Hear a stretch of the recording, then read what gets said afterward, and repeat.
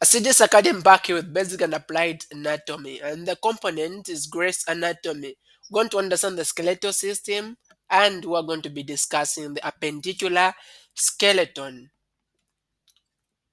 Now, from what we know, the human skeletal system is divided into the exoskeleton and the appendicular skeleton. Well, the total number of bones in the human being are 206. The appendicular skeleton itself has got 126 bones, meaning that the other bones which remain are going to be for the exoskeleton. So the bones which make up the appendicular skeleton, we have got the upper limb, talking about the hands, and also what is on top we can see in red. And then we have got the lower limb, talking about the legs, and what is down, the pelvic girdle. So we have got four shoulder bones, we have got six arm bones, we have got 54 hand bones, two hip bones, that's the pelvic girdle, and then we have got eight leg bones. So this would be important to know in the case of a multiple choice question that might be able to arise. All right, we're going to start with the upper limb or the upper appendicular skeleton. So on the upper limb, we have got the clavicle and the scapula, and these are more together joined by a synovial joint. All right, and then we have got the humerus. So the humerus is the long bone. We have got the ulna and the radius. Well, the radius is the one which is more found on the little finger. The ulna is found near the thumb. We have got the carpals, which are the bones which are just near the ulna and the radius. And then we have got the metacarpals, which are found between the carpals and the phalanges. And then we have got the phalanges at the very end. So this is how we get to divide. This is the upper limb, just talking about the hand and how it is connected on the shoulder, those bones involved. And then we've got the lower limb. The lower limb is going to talk about the leg, right? The leg and all the bones on it. So first we've got the femur. On the hand, the femur would be the humerus. And then we have got a patella, which is joining the femur to the fibula and the tibia. We have got the tibia, which is a bigger bone, which is near the big toe. And then we have got the fibula, which is a bit small in comparison to the tibia. We have got the tarsals. The tarsals are the ones which we would call as carpals if it was on the hand, between the tibia and fibula and the metatarsals. And then we have got the metatarsals. So on the hand, we would call them the metacarpals. And then at the end, we have got now the phalanges. Even on the hand, we call them the phalanges. So we have got 14 phalanges. We have got 5 metatarsals and 7 tarsals. So these are the bones which are on the leg. Right, so this is the lower limb. And then the other bone of the appendicular skeleton is the pelvic girdle. And so we need to also understand it. Right. So the pelvic girdle, also called the hip bone or the bone that is found on the hip, has got different structures. Well, it looks more the same as you are able to see here. So we have got the ilium. The ilium is this whole part which is here. That's the ilium. Right. We also have the iliac crest. Now, a crest is just the end of a bone. That's what we call a crest. So that is the iliac crest because it is the end of an ilium. That's why we call it iliac crest. And then we have got the iliac spine. So the iliac spine is more just the end of the iliac crest there. That's what we call the iliac spine. Right. Apart from that, we have got the acetabulum. This is the open space here. That's acetabulum. We have got the ischium, which is this bone which is here on this corner end. That's the ischium.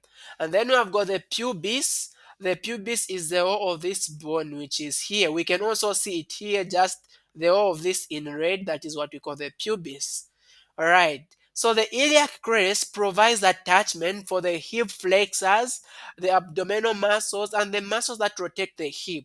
So on the crest, this is where muscles get to attach. Actually, this crest, these we call them body markings, and I mean bony markings, and you know that the markings on the bone are there for muscle attachment, and one of those on the pelvic girdle is the iliac crest. We also have uh, the iliac spine. Now, the iliac spine refers to the anterior. So, when you say anterior, just means the front, anterior extremity of the iliac crest of the pelvis. So, this front part of the iliac crest, that is what we are calling as the iliac spine. So, it provides attachment for the inguinal ligament and the sartorius muscle. So we have muscle attachments here and also ligaments. We know ligaments are just connective tissues that get to connect a bone and a bone, right? And then you have got also muscles that get to attach there. So we also have the acetabulum, which is part of the hip joint. All right, this one. So this is when you have got the femur. Remember, the femur gets to articulate. So the head of the femur is going to articulate with the pelvic girdle. And the reason why it does that is the acetabulum. So I'm going to have the femur coming here. And then you're going to have the leg like that. That's where it gets to articulate. All right. So apart from that, we also have, of course, just the acetabulum. So it is located beneath the ilium. Okay, the ilium is on top, so that's below, and is behind the pubis. The pubis is this region here, right? So the upper portion of so this one we're talking about here is the ischium. So I didn't just put here. So the ischium is on the lower part of the ilium and a bit above the pubis, right? Okay, so the upper portion of the ischium forms a major part of the concave portion. So the upper part, like this small part here, will make a major part of the concave portion of the pelvis that forms the hip. So at this very region, that's where there will be a certain curvature that forms the hip. That's the ischium. So, as part of the hip joint, this bone plays a very important role in leg mobility, balance, standing up, and lifting tasks. So, the same is bone because it's going to be part of this structure here where we've got the acetabulum. So, it is very important in that joint, and so it is important in the movement, balance, and also standing up. Right. So, we also have the pubis. So which is this bone we can see in right now. The main function of the pubis is to protect the intestines, the bladder, the internal sex organs. Actually, those are located as this same position down here. So all those bones are, all those structures, internal structures are protected by the pubis, right?